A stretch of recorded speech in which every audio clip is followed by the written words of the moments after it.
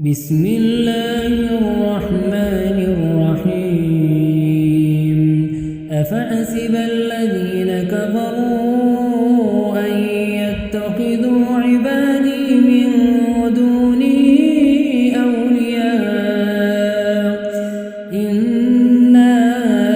أعتدنا جهنم للكافرين نزلا قل هل ننبئكم بالأخسرين أعمالا الذين ضل سعيهم في الحياة الدنيا وهم يحسبون أنهم يحسنون صنعا أولئك الذين كفروا بآيات ربهم ولقائه فحبطت أعمالهم فلا نقيم لهم يوم القيامة وزنا ذلك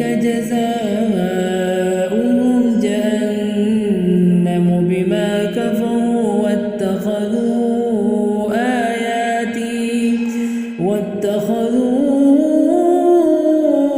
آياتي ورسلي هزوا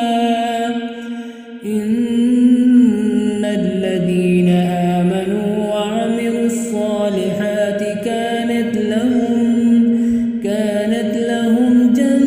جنات الفردوس نزلا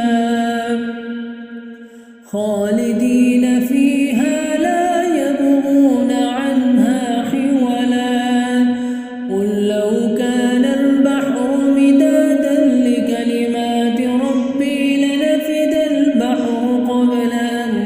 تنفد كلمات ربي ولو جئنا بمثله مددا قل